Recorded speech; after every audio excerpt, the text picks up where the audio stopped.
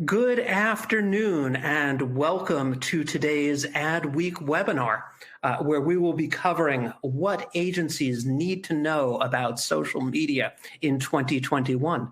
And our webinar today is being sponsored by Meltwater. I'm Stuart File, Vice President of Branded Content at ADWEEK, and I'm going to be your host for today's webinar. And as you can undoubtedly tell, today's webinar is a video webinar, so you'll be seeing our guests on camera and on screen, along with our slide presentation. Before we bring our guests on stage, I just want to take a few minutes here and make sure that everyone is familiar with the features of our webinar platform and knows what to expect from today's webinar. Our presentation today should go somewhere in the 30-35 minute range. Afterwards, we are going to have plenty of time for audience Q&A. And we know when we do things here about social media trends, well, there's usually no shortage of questions. So if at any point during our presentation today, if you have a question for our speakers, just simply use the question tool that you should see there on the left side of your screen. And we're going to get to as many audience questions as we can following our live presentation. It's not too late, by the way, to invite your colleagues to come on in and join us today. And we'd really love it if they would. About 15 minutes ago, we sent everyone a final reminder email for our event today. In there, you're going to find a link to the registration page. So grab that link. You'll see it. It's a bit.ly. Send it off to your colleagues, email it to them, Slack it to them, whatever you need to do. There's still enough time for them to come on in, get to that registration page, register, and join us live.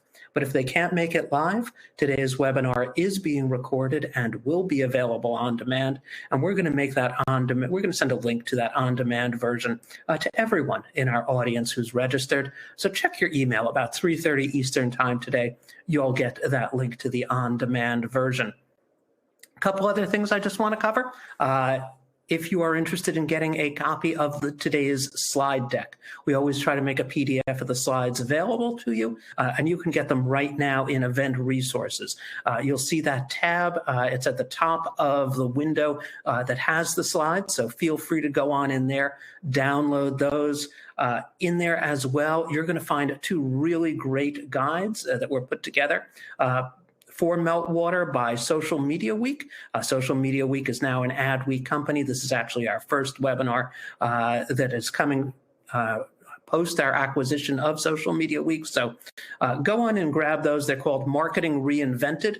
There's a version specific to agencies. There's also a version specific to brands. You're welcome to download both of them. We're not limiting you that way. So go on in, check those out. Again, Event Resources tab at the top of the window that has the slides. Lastly, I just want to remind everyone to please check out the ADWEEK webinar calendar. That's www.adweek.com/webinars with an S.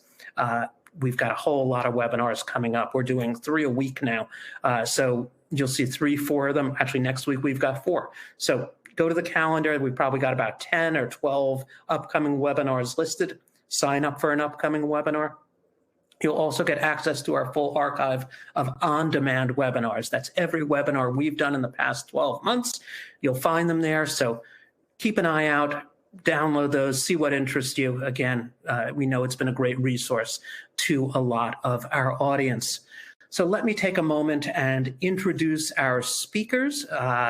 We are very, very happy. We've got a great panel for you today, and this panel is going to be run by Albert Thompson. Albert's Managing Director for Digital over at Walton Isaacson, just an excellent agency in the Maryland area out of Baltimore. He really understands how technology continues to transform really all forms of marketing and why it's really such a disruptive force. That's some of the things we'll be talking about. Albert works with a large number of brands you recognize. I know he's worked with Lexus and Spalding, HBO, the LA Sparks Game Show Network, Verizon Wireless, Unilever. So that's a pretty nice lineup right there. We're also very happy today to be joined by Andy Rebin.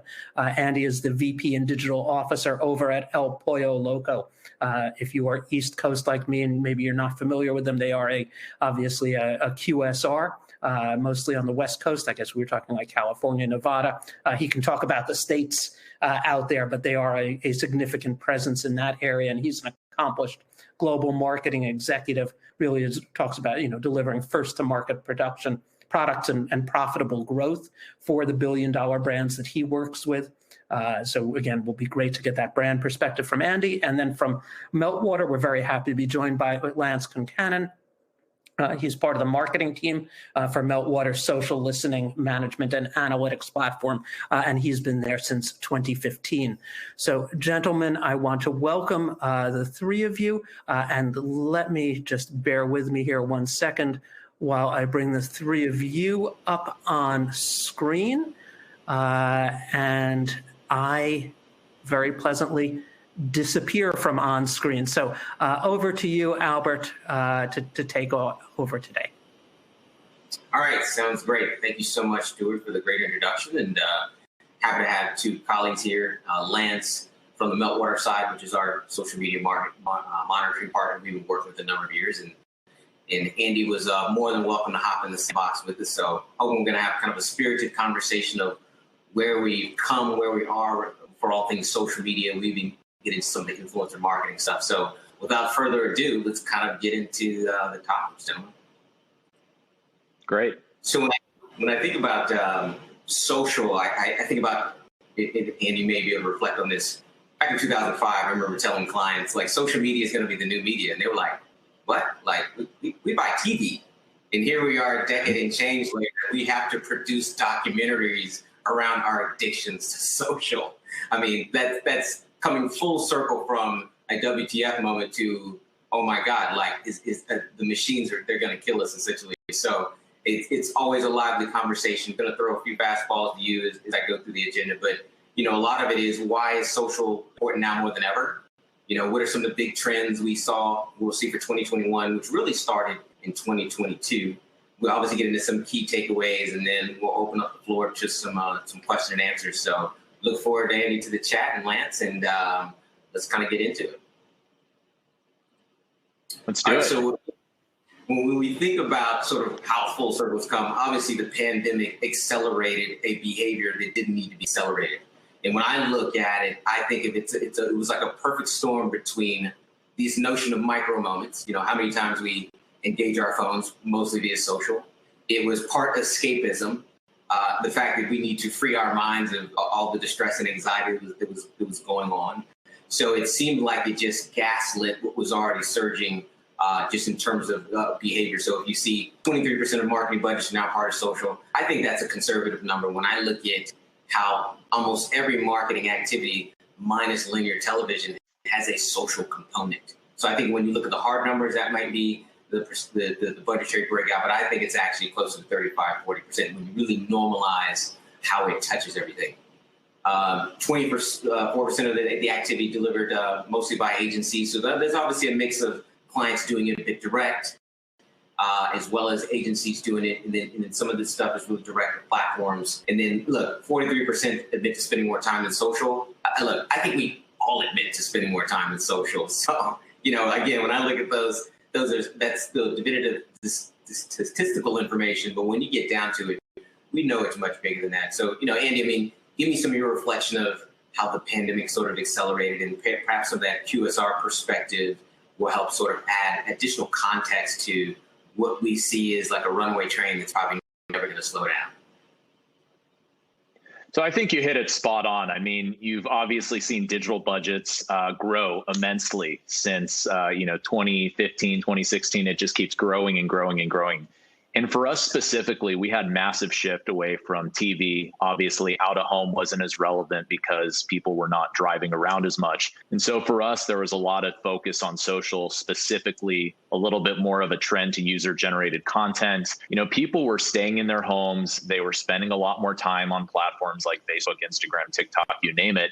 And it's really important for us to be a part of that conversation. And I think the pandemic in general just really accelerated those efforts. We really wanted to make sure consumers were considering us. And obviously, when they're in that space where they're on their phones, they're on their computers, we're just a click away from an order at one of our restaurants. And so for us, it's important to be top of mind, always be in that consideration set, and do it in a way that's not overwhelming our consumers. Right, absolutely. And give us a little bit of a nugget. When you start looking at curbside and then delivery, so in the QSR world, we define this off-premise. How did that really accelerate your social agenda? Knowing, look, people aren't going to be able to kind of come in and dine in. So, literally, we have to meet them at the storefront is now their automobile, essentially. How did that really shift the strategy, probably the acceleration of, okay, what are my options now, El Pollo Loco, from not having dining in being quote unquote turned off? What did that now mean, like strategy wise, like in terms of knowing that a lot of your revenue is going to come from the perimeter of the parking lot and less of someone sitting at a table? So it's a great question to ask. What's fascinating is, very quickly digital became a more meaningful part of our business. And within about 6 to 8 weeks, our digital sales tripled. And for us, it was a lot about some of those cues, right? So making sure on social and on digital mechanisms, we had a really good, kind of bridge that was built to understand that we were serving our customers safely. Like, we wanted people to see that our crew were in masks. There was hand sanitizer in the restaurants. They had the ability to order from one of our 4 delivery partners, Postmates, Uber Eats, Grubhub, DoorDash. They can order from our own app. And really, we were using social media to be a reinforcer of a lot of the safety standards that our restaurant needed to obviously transform and transition into a pandemic. I'd say the other big thing, too, is you mentioned curbside. We weren't planning to launch curbside as a brand until late 2021. And I'm really lucky to work with a team of incredibly fast, quick, adroit individuals partnering with IT, finance, operations. And we were able to launch curbside during the pandemic within 6 weeks. We went from 0 restaurants to 500 restaurants on curbside in 6 weeks. And so, curbside is obviously a mechanism that a lot of brands are getting into, restaurants, retail, et cetera. It's here to stay. And I think everybody really enjoys that convenience. No, it's great. It's great perspective. I almost feel like you almost peeked ahead at the next slide when you started talking about how you really rethought your operating model. So people always talk about content as saying, we've been hearing this debate digital for 2 decades. I know I have. But commerce is coming. I mean, the notion of Shopify everything, buy now everything. When you look at Shopify stock price to the #1 skill on job recruiting sites is, can you bolt on a Shopify cart? I mean, the bottom line is, when you think about this notion of a digital shelf, that you have to be able to port a back end of commerce and transaction to any interface. I mean, it doesn't matter if it's social, if it's email, if it's display, if it's TV. I mean, literally, you have to have that through line. I mean, that is what we really saw emerge. And it's great that you gave some of the context. Give me an idea how you have to tether listening low. Because when I'm talking about listening to consumer, it's you can always make the assumptions because competitors doing, okay, we got to do the same thing. We think it's a behavior. And look, it may be behavior for another brand, not a behavior for you. So I want the audience to understand that there still has to be an element of active listening to determine what should be the next move. Because again, when you're talking about having to coordinate with finance, I mean, you're talking about literally modifying your operating model. That's massive to do in a year. Look at what it took to build the business from scratch when the first store opened. So please, give the audience some context as to how you still have to bring that in so you don't make decisions in haste. For sure. I mean, we can't work in a vacuum, right? The consumers, they fund our restaurants, they pay our salary. Their business is king. And at the end of the day, you really need to make sure that you're listening to the experiences they're having in the restaurant. I mean, Facebook, Instagram, TikTok, Twitter, you name it. Our number of comments and just two-way dialogue we were having with consumers probably went up 5 or 6x during the pandemic. People were not really calling our call center as much anymore. People were leaving us feedback on Yelp and Google reviews, and it became a much more digitized process. Were we prepared? Probably not, but we got prepared very quickly. I mean, we accelerated our process. We knew that we needed to have a quicker turnaround time with our, customer support, customer interaction. But, the pandemic was, in a sense for our digital business, a blessing in disguise because it really allowed us to accelerate, I think, a lot quicker than we normally would have. And, I'm just pleased that the organization has been able to give us the resources to be able to do that, because some brands can stumble when their business shifts dramatically like that. I mean, you can fall in mud and be stuck. And, we're very fortunate to work with a very talented cross-functional team, great group of agencies, and they really help us rise to the occasion. That's great. It's fascinating. And it's funny, you brought about one key component, and that was time.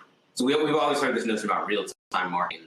Some brands are fortunate enough with resources to have a war room, particularly around social, to really sort of read and react. When Google kind of published this story on micro moments some time ago, they really focused on how many times what the brand interaction really looks like. It's not these long sessions. It's a whole bunch of hundreds of 3 to 5 second, maybe 10-second sessions with the business. I mean, it's very episodic, very choppy, very sort of in and out.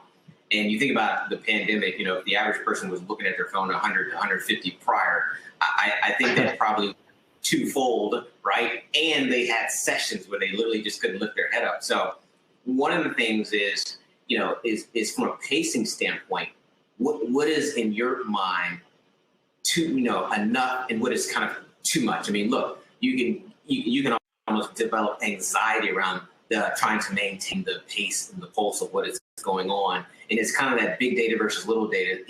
I just need the 20% that changes everything. I don't need to bury myself in the 80 to 90%. So perhaps you can provide some context of that in terms of the level of fire hosing that you got through your social channels, which you just mentioned, and how you really sort of managed down to keeping a level head and focusing on the things that were really business takeaways that were actionable. I think, obviously we have some history with YouTube. And I think as we look at our content strategy, we typically posted, 30, 45 second, 60-second clips on YouTube. And I think what became more fascinating over time is the shorter videos win. I mean, they win on eyeballs, they win on clicks. People, have short attention spans. Yeah. And that's why you see some of the trending Instagram and TikTok videos. They're those really short content pieces that can be consumed very quickly. Yeah. I mean, I think about my own behavior myself. When a meeting ended early, I might have 2 minutes, 3 minutes. I'm not going to CNN, ESPN anymore. I'm going to TikTok. I'm looking at, what video is trending, what hashtag is trending. Yeah. It's just a new way of consuming media and consuming what's out there. It's fascinating. I mean, it's changed my behavior. And I think it's just really, really important that brands and agencies stay aware and stay relevant, that consumers don't want the 30, 45-second clips anymore. They really want short, digestible pieces of information and or content that they can engage with and interact with, because the brain can only focus for so long. And once they see something, they want to go on to the next thing. So we've definitely adjusted as a result. That's great. It's great to hear.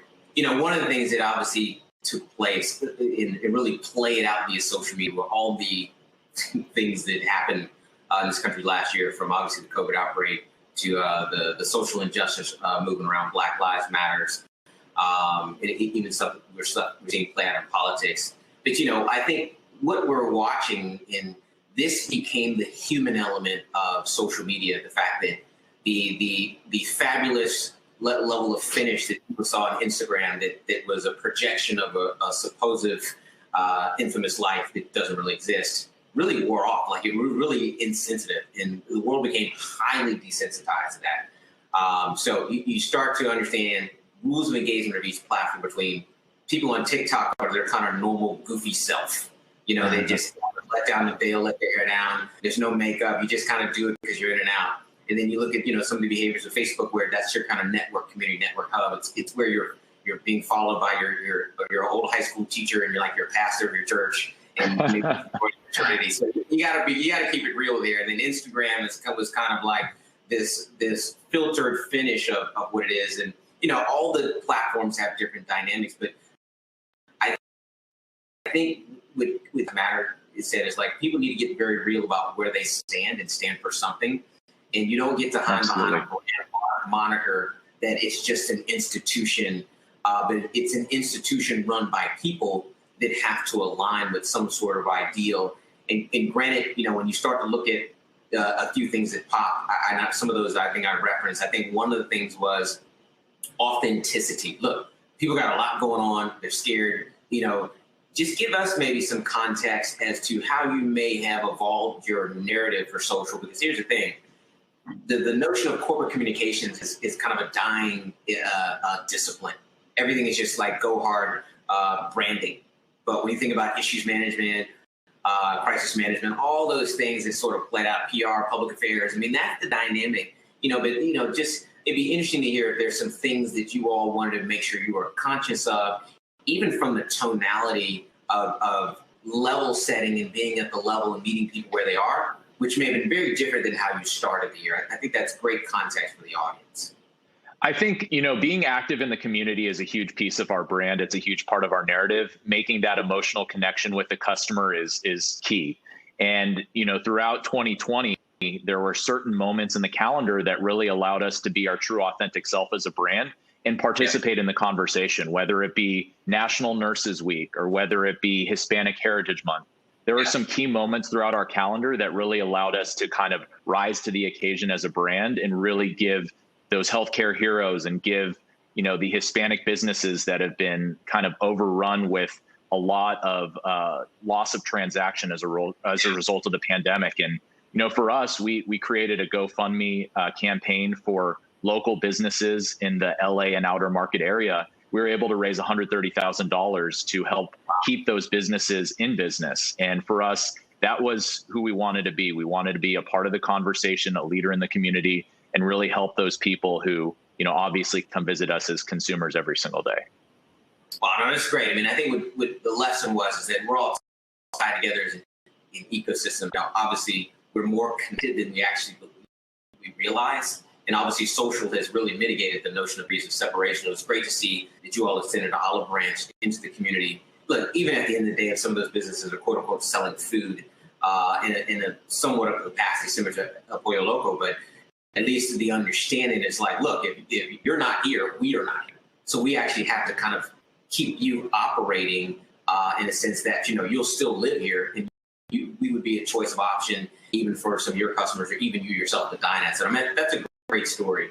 And look, it's interesting. That's one of those things from a business outcomes, measurement outcomes don't make the press necessarily. We hope that really changes where the humanization of the brand and what they stand for goes hand in hand with the marketing elements, aspects to sell product.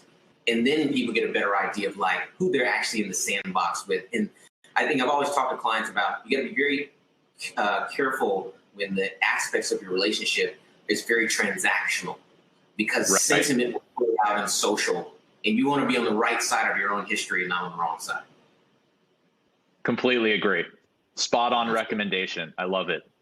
All right, good. Well, let's get into the thing that's always a debate. This notion of data, more analytics. And I think when I look at where all of this is coming from, it's one thing to have the emergence of all the different platforms, which we'll get into. But I think a big thing is how the younger generations are just rewriting the rules of engagement. And I'm a big person to talk about rules of engagement, understanding the dynamics of why these platforms are built, why they exist, how people use them. Just because they're there doesn't mean you should be on them as a brand. And really looking at the behaviors of different generations as they identify with social media. So look, we all know our kids brought us onto TikTok during COVID because we didn't have anything better to do. And they opened our eyes to the power of the platform. When I look at a lot of the green lighting of marketing dollars, I attribute it to some tween who got a CMO or head of marketing on camera to act a fool and say, this is okay. And like, we can use this to create community, build relationships in a way that I can do it in my sweatpants. I don't have to put on a blazer or something like that. I mean, that's a very powerful thing. I think that's what's, started the shift in thinking. But one of the things that they've kind of led into is, okay, it's got to be more than just engagement. And that's really how social media was built. Look at engagement. It's kind of like everybody got duped into likes. But, a smart marketer knows a like does not equal a sale. A like is what it is. It's favor, but it doesn't mean that biases say they'll never buy. So when I think about the fact that you can get into looking at attribution at some level, conversion tracking, whether you're just trying to get people to take action, sign up, or actually do a sale, then I look at the fact that you can actually take social and equate it to and translate it to the media value of other tactics, like what's the value of social versus TV versus digital audio versus terrestrial radio versus search versus display. I mean, to me, that means that social has come of age with a similar way of breaking it down than other media types. Let's say maybe mobile has joined from day one. So give us a bit of your perspective and some of the thought process in looking at when you first started in social to how we can use it now, because you talked about all the transaction elements between the curbside, all the delivery services. So clearly you're looking at the through line as to what it's going to do to move against business outcomes? So we're obviously looking to grow our e-commerce business. Digitization is huge. It's here to stay. It's going to be a big part of the future, specifically for the restaurant industry. I think our approach has changed, specifically with influencers. You look at how typically and traditionally we used to interact with influencers. It would have been hey, you post something with the brand, you want to get likes, you want to get comments, like you said. Engagement is great, but it's really the conversion aspect of social media marketing that we're working to do a much better job on. We ran a campaign in January with influencers on TikTok. It was called Workout While You Wait.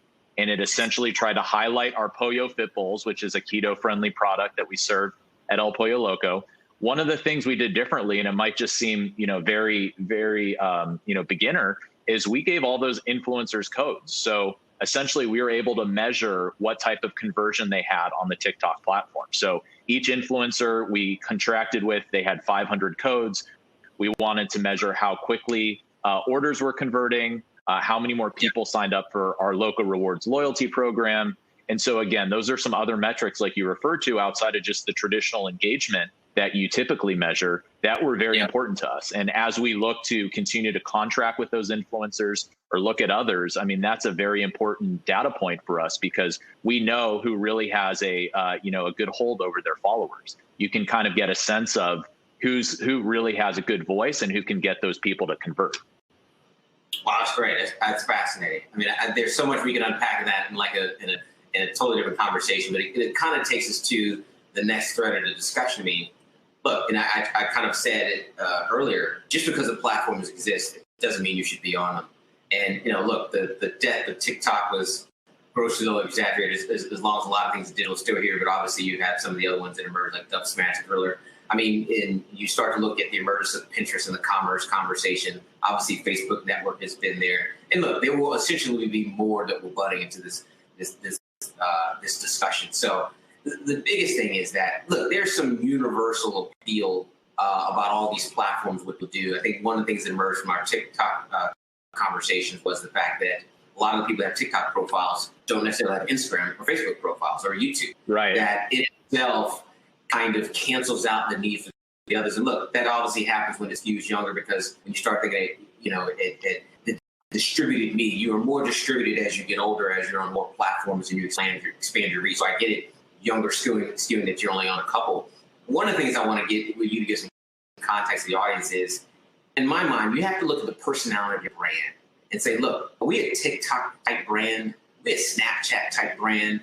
Are we really more Pinterest type brand? Because when I think of Pinterest, I think of the SE community. So I'd like you to give some context as to how brands need to think about, do they have any business being there? In particular, when some of the feature sets are the same, we do some of the same programs, you run some of the same tactics, and it's very different for TikTok, like where if you're going to run a challenge, it's TikTok or nothing. But again, I think what I see is brands don't obviously look at the persona of who they are, meaning the customer affinity with them, how they are viewed, to really make decisions first. Do they have business aligning across that platform? Great question again. I would just say that I'm very lucky. I'm blessed. I have a very good senior social media manager, Patrick Benson, who works for me. I don't steal him. Don't steal him. I would just say that we're very big on making sure that we have a unique tone of voice dependent on the platform that we engage in. There's different strategy in terms of what types of stories you want to tell, whether it be Facebook, Instagram, Twitter, you name it, even LinkedIn, just about the company culture and the career strategy. I mean, those are all essentially social networks that you can kind of allow your brand to cast a wider net. I think it's very important to make sure that you maintain that strategy. We as a brand, we haven't done that historically. I mean, I think, we really didn't have a digital team until the end of 2019. And, I'll put a little teaser there. We actually just hired a digital agency. It's not public knowledge yet, but, hopefully within the next week, we're going to be talking about that, to the broader community. And that's going to be a huge part of our 2021 plan. This agency is going to really help us cast a wider net and grow on these platforms, create that unique content, make sure that those conversations are relevant, and we do a much better job with customer engagement. Wow, that's great. That's great to hear. So let's kind of keep it rolling. I mean, I think you said a lot of good nuggets in terms of what you can do, how you approach the platform. So look, we know that the personalization has always been there from social. it's getting to the level of what you make, what you can consider through CRM. Obviously, the hyper targeting. We have a few clients where we look at Facebook Network. We may have essentially 20 different audience segments. So you can use the way you could use search engine marketing to understand what keywords trigger different interests. You can now use social to create all these audience segments to really understand where the business is tracking. The one thing I really want to get into is this notion of like retargeting. The fact that, look, if you do a Google search, nowadays you see a relevant ad on Instagram like an hour later. And look, you're try 5 minutes. I don't think it's an hour anymore. I think it's like 30 seconds. Right. It's scary. Right, it is. And that is a huge swing. But what it does is it changes the value proposition when you can start to look at how does social tie into the other ecosystem. How do we go run down people across mobile display, connected TV, digital audio, I mean, you name it, so that look, every social channel is not oriented to bringing people from top of funnel to bottom of funnel, which we'll get into. But the notion of retargeting allows you to sit in the control seat to essentially do that as if you were running some other sort of programmatic tactic. So, give us a little bit, or is it something you guys are experimenting with or looking at or capitalize on to understand that social in itself as a medium, as a touch point, can't accomplish all, but the ability to get into the retargeting, those conversations allow us to close the gap, or maybe it's what a little more deficient in.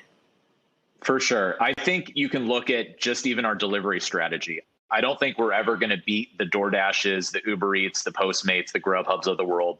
They're spending a ton of money on SEO, right? And so for us, it's about how do we get those people into our channel, and then how do we convert them eventually to be a Loco Rewards member so they order directly from us. I think it's really important to make sure as you try to transition people into your brand that you continue to stay top of mind, continue to be a part of that conversation, be top of funnel, and really just make sure that everything that you're doing levels up to a much larger strategy. It might seem very basic, but you need to practice what you preach. It's really important. I think that making sure that you have, tags on your pages, making sure that everything that you do, levels up to the larger brand strategy, because without that formal strategy in place and making sure you're acquiring the consumers that you're looking to acquire, things can get costly quickly. I mean, even the cost per acquisition, it can go up drastically if you don't have the right strategy or plan in place. I mean, we were seeing that when we first started in 2019. I believe our total digital spend was 5 or 6%. We're now at about 30%. And so, obviously, as we've learned over time, we hired a new media agency in June of last year, Initiative.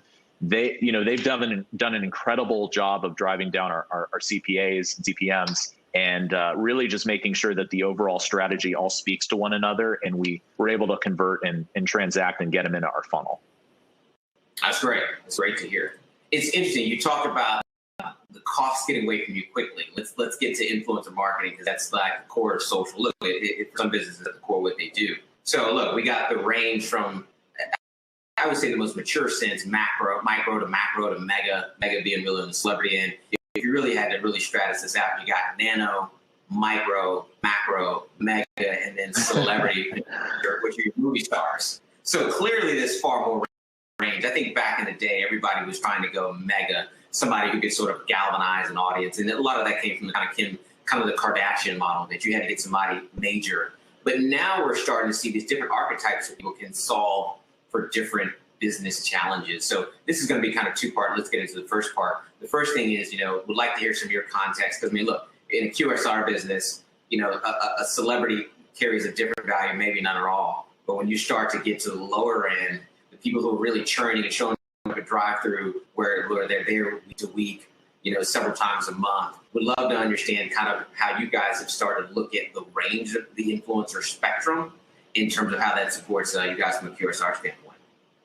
I think very few brands can play in the mega influencer space. It's very expensive. Most brands don't have, endless checkbooks, and they have to be very strategic about how they use their social and digital funds. I think really what it all comes down to is it's about placing a bet. It's about really understanding who that person is, seeing the type of engagement that they get with their audience. Is it more likes? Is it more comments? Is it a call to action?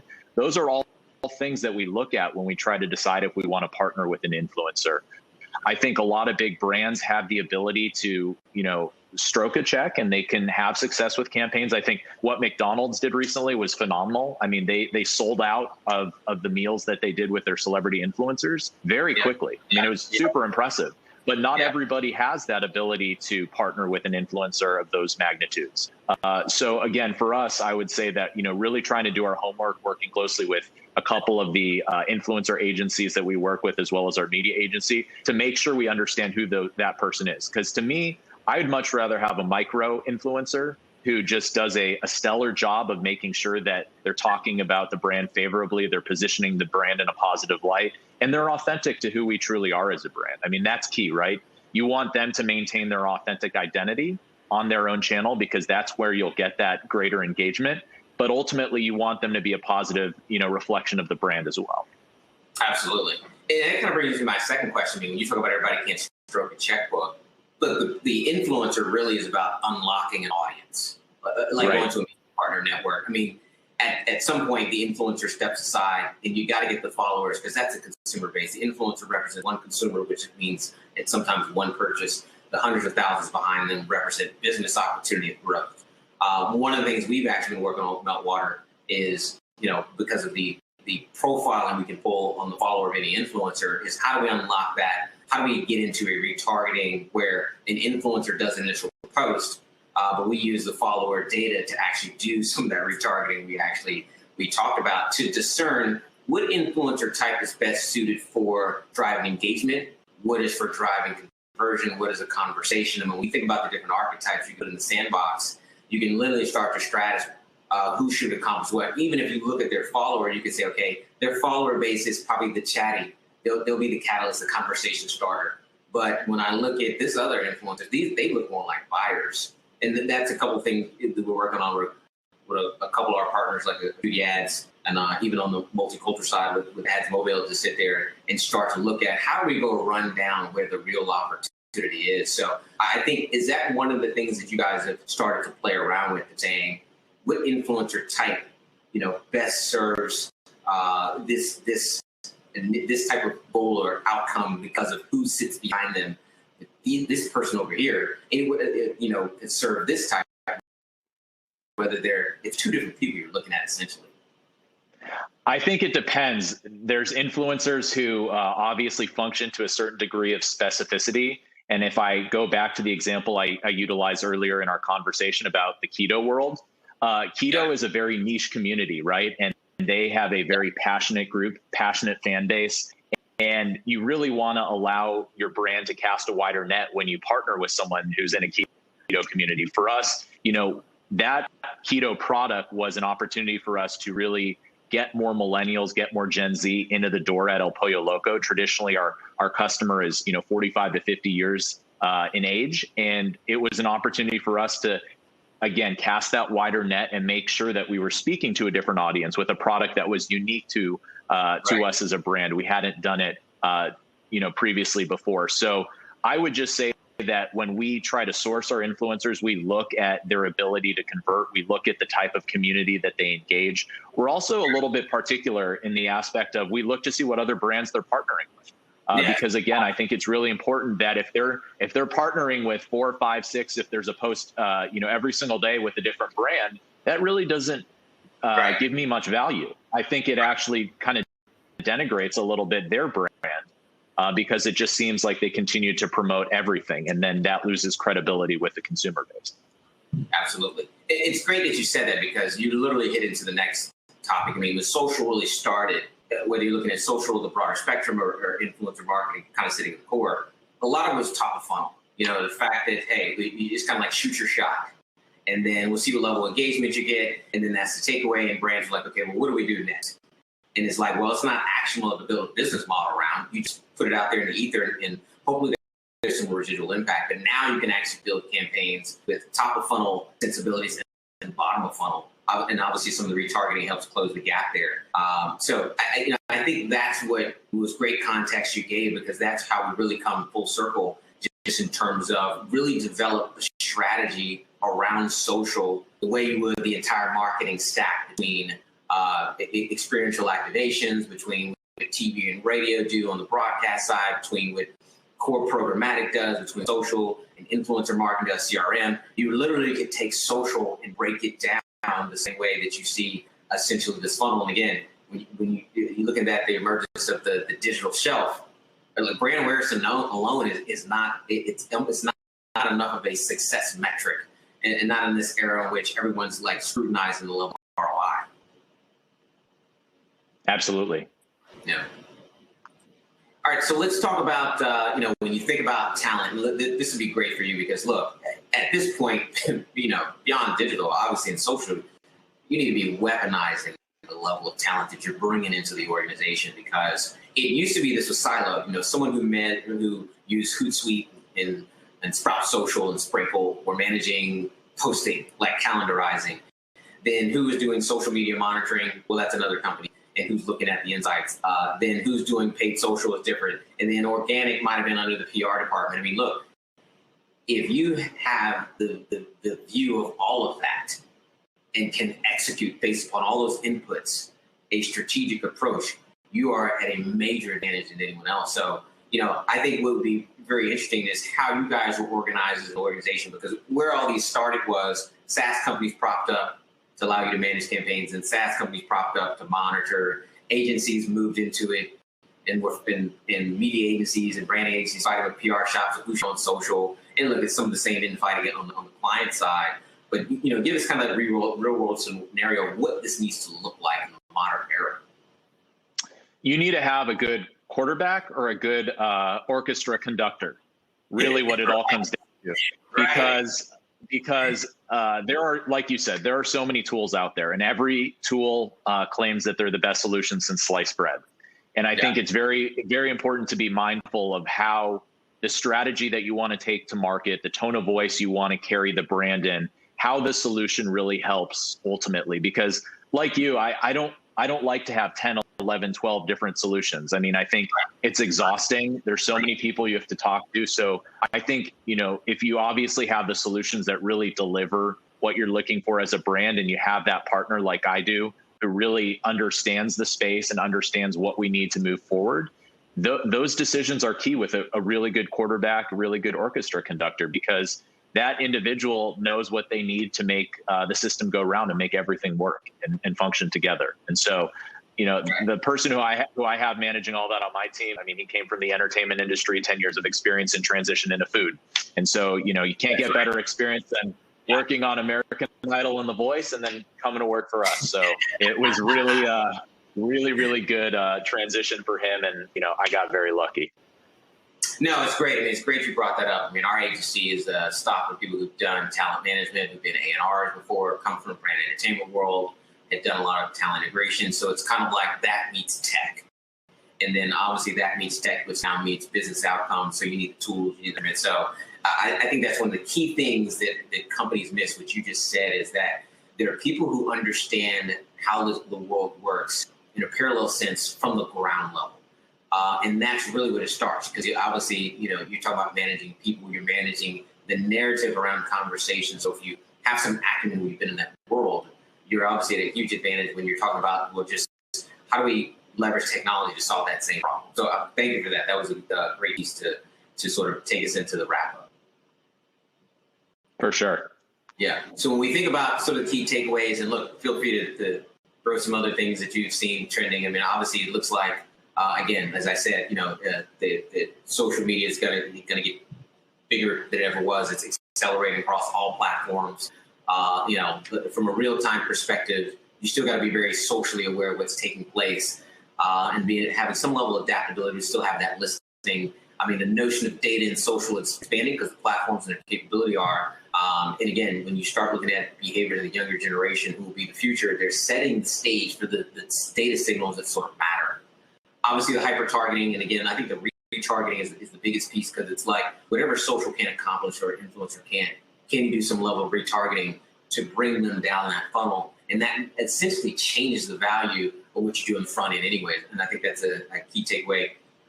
There'll always be new players entering the sandbox, ad nauseum. I think brands need to start with that discussion you and I had about the rules of engagement, the persona of your brand. Do you have any business being there? Should you not? Does it align? And can you align messaging and action and content type to the sensibilities of the platform without losing your shirt or losing your brand identity in the process. And again, I think in a current modern era, agencies have their place as additional constituents to help unpack the information. It's a lot if you're just relying on the brand by yourself when there's just so much information to look at. And it's one of those things like, more heads, the better the outcome. So, and then obviously that talent gap is still in digital. I think is social begins to sit at the core. A lot of the planning will start from a point of conversation. What's the conversation we need to start to get the business outcomes we want? Then we start to move into platforms and how they support that. But look, I'll throw it to you, Andy.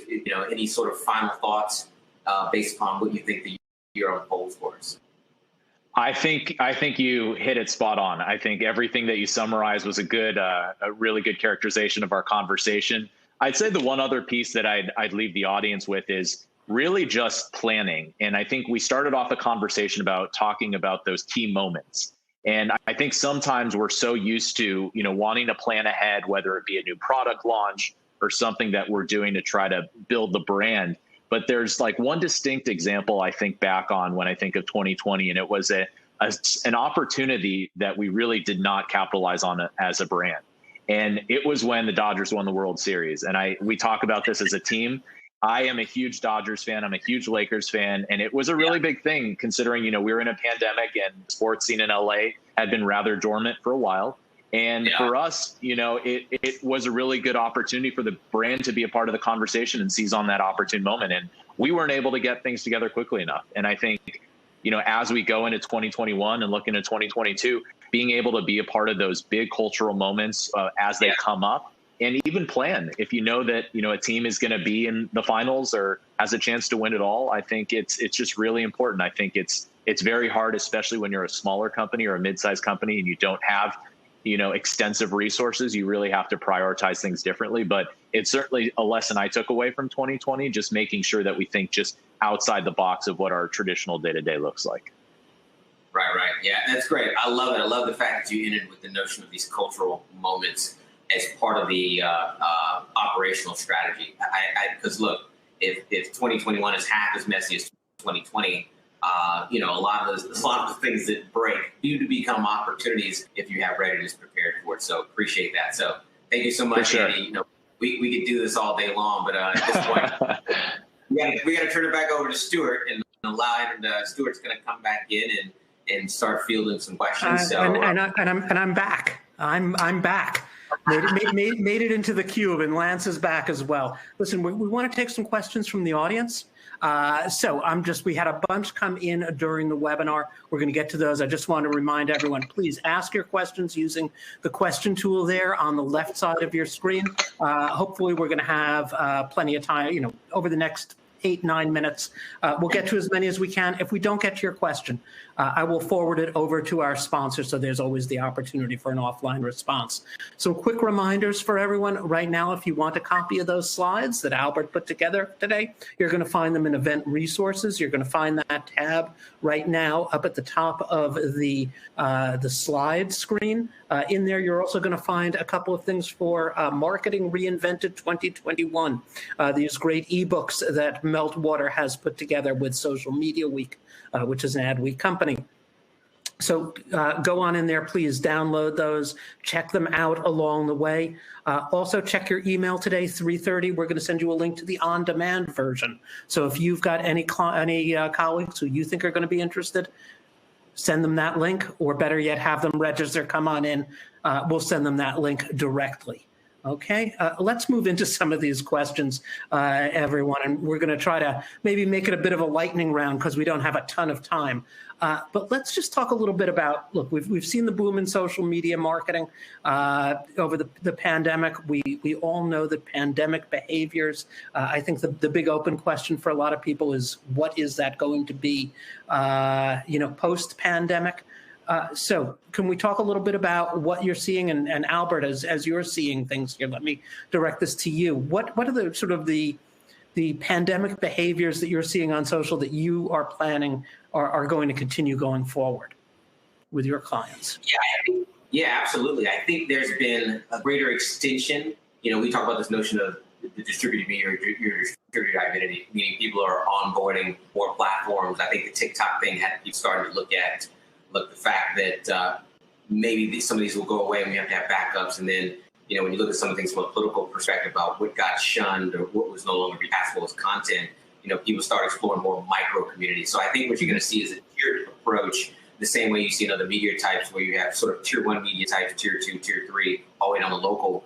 I think from a social media perspective, you have these big, massive communities that everybody's on that has some commonality, but you're going to see the micro communities starting to emerge, specific to cultural types, specific to subject matter interests. I think it's just going to stratus all the way down, and that is what is going to sort of underpin a lot of narrative. It's not going to be like, well, if you want to talk about this, there's really no open forum on Facebook. It's going to be like, well, there's a community specifically for that that looks like a smaller version of some of the major platforms. Yeah, and Andy, I mean, one of the things you talked about, I mean, looking at social and social as it relates to customer experience, obviously crucial in QSR. What are you now seeing? Are there behaviors that you're planning for, right? You talked about your mobile app, how that was there. You were looking at that 2021, obviously you moved that forward. Social ordering, what are you looking for in that area? I think we're looking to proactively break the system. And let me elaborate on that a little bit. And what I mean break the system is make it as seamless as possible for our consumers when they interact with our brand. And, we're really trying to extend our reach internally. So, talk to operations, talk to finance, talk to a lot of people outside of just our marketing bubble to really help us understand and forecast the type of response that they would expect to see as a consumer, or they would expect to have as they would interact with a brand like ours. And one of the things that I would say is we traditionally would just say, okay, some sort of response like this may solve this problem.